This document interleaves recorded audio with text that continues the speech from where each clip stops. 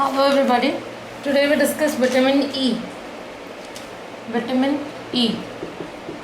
So vitamin E, as we know, is a fat soluble vitamin. Fat soluble vitamin, and it is probably more important nowadays because of its antioxidant properties. And therefore nowadays it is more prescribed for skin problems or to beautify yourself. Okay, so now we discussed vitamin E, which is a fat soluble vitamin, and the major important discussion is that it has antioxidant properties, and nowadays it is given in treatment of many skin problems or to beautify yourself. Now coming to the chemistry part of vitamin E, it is chemically a beta hydroxychromin plus isoprenoid ring. Beta hydroxychromin plus isoprenoid ring, and the active form, that is the most biologically active form, is, as we all know, most biologically active form is alpha tocopherol, because we call vitamin E as tocopherol also. So most biologically active form is alpha tocopherol, and in diets it is added as dietary additive, which is alpha tocopherol acetate. So this is the chemistry part of vitamin E, that it is a beta hydroxychromin plus isoprenoid ring. The most biologically active form is alpha tocopherol. In diet it is added as alpha tocopherol acetate. Now coming to the source. So from where do you get vitamin E? So vitamin E we generally get from vegetable oil, that is sunflower oil, safflower oil, wheat germ oil, sunflower, safflower. The other sources can be beef liver, milk, egg and butter. So vitamin E is generally present in plant products, that is vegetable oil, that is wheat germ oil, sunflower and safflower oil. So mostly remember that it is present in vegetable oil. The biologically active form is alpha tocopherol, and in diet it is added as alpha tocopherol acetate. So the chemistry and source we have done. Now there is a recommended dietary allowance for vitamin E, that is different in adult males and adult females. So adult male, it is not much is required. It is 10 milligram per day, and in females it is 8 milligram per day. So this is the dietary requirements for vitamin E. Adult males 10 milligram per day, and adult females 8 milligram per day. Now coming to the absorption part, as we have already discussed, it is a fat soluble vitamin.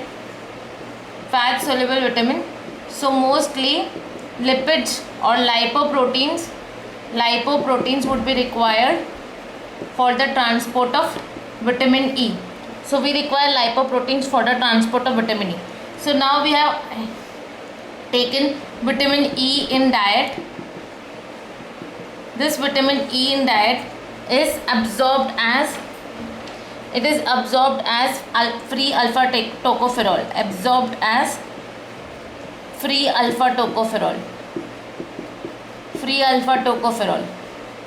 Now this free alpha tocopherol is carried, by nascent VLDL, because I have told that you require lipoproteins for the transport of vitamin E. So it is carried by nascent VLDL. Now this nascent VLDL will take it to the liver, and then it may be stored, or it may be going to the circulation, and in circulation it is carried by lipoproteins. This is in diet, when we take vitamin E, it is absorbed as free alpha tocopherol. This free alpha tocopherol is carried by nascent VLDL to liver, and if it to liver. Otherwise, if it has to go to the circulation, so it is carried by lipoproteins in circulation too. Lipoproteins in circulation. So the thing is that vitamin E or any fat soluble vitamin, that is vitamin A, vitamin D, vitamin E, vitamin K, would require lipoproteins for the transport and absorption of the vitamins. So in this we require nascent VLDL to take it to the liver, or other lipoproteins which will take it in the circulation, and from there it will give its effects. So in adult male it is 10 mg per day, females 8 mg per day, and lipoproteins are the most important carriers for the transport of vitamin E. Okay, now coming to what are the effects or the biochemistry functions of biochemical functions of vitamin E. Functions of vitamin E. It is a very important vitamin because it has actually very important role. That is, first we will discuss the general roles. The general role is first that it acts as a localized antioxidant. Localized antioxidant. Now I have already told that it is an antioxidant, but what do I mean by the word localized? Localized means that it stays in close vicinity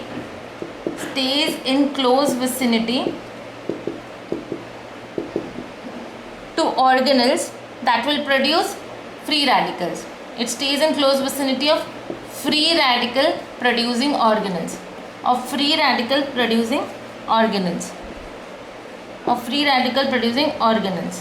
Okay, so that is why we are saying that it is a localized antioxidant, because it is staying in close vicinity of free radical producing organelle. As the free radical are produced, vitamin E will act on it.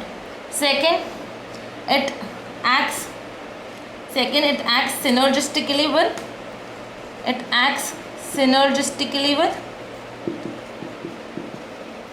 that is, it will act synergistically with selenium and GSH. Okay, so the general role is, the most important role is that it is an antioxidant. Even if you forget everything, you have to remember that it is an antioxidant and it will help in scavenging the free radicals. So the first thing is that it is an antioxidant. It acts synergistically with selenium and GSH, and the most important point of vitamin E is that it is a localized antioxidant. Wherever free radicals are produced, it is present in the close vicinity and it will act on it. The second most important thing is that it is anti-atherogenic. This means it will not lead to, anti means not, so it will not allow the erythroma formation. So how does it do it?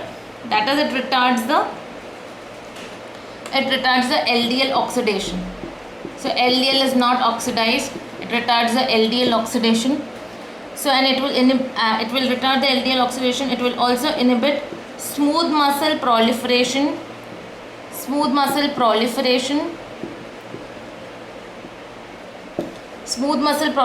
platelet adhesion and aggregation.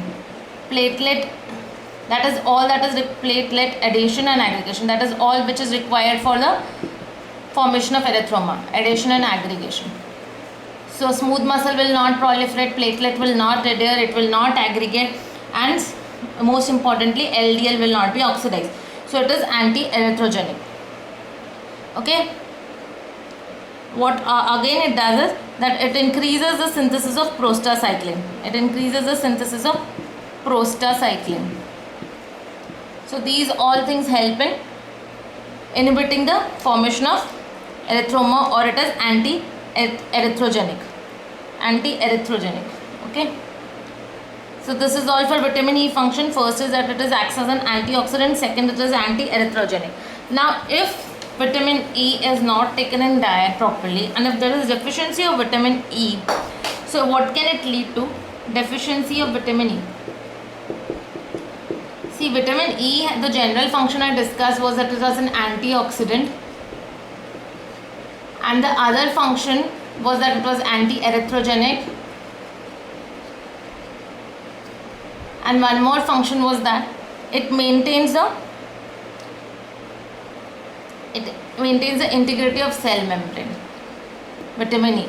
How? That it will not, it inhibits the lipid oxidation, so it maintains the integrity of cell membrane. So antioxidant, anti-atherogenic cell membrane.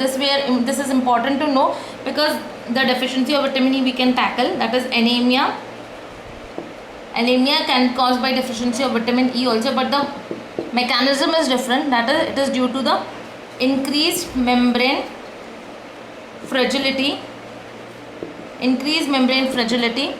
by lipid peroxidation. Increased membrane fragility by lipid peroxidation.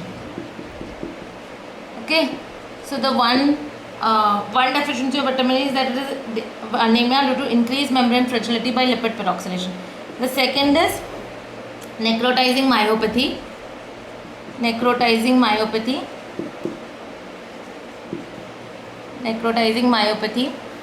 exudative diastasis,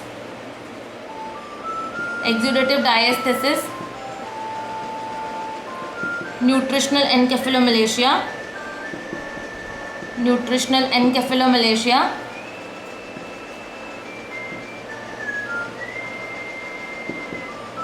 and it is also claimed as a prophylaxis of retrolental fibroplasia,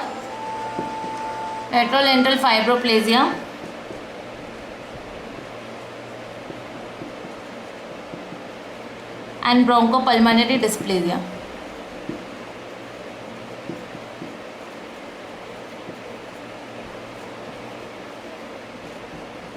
Okay, so vitamin E has, if it is deficient, it may lead to anemia due to increased membrane fragility, or it may cause necrotizing myopathy, it may cause exudative diastasis, nutritional encephalomalacia. It is also claimed in the prophylaxis of retrolental fibroplasia and bronchopulmonary dysplasia. That's all for vitamin E. Thank you.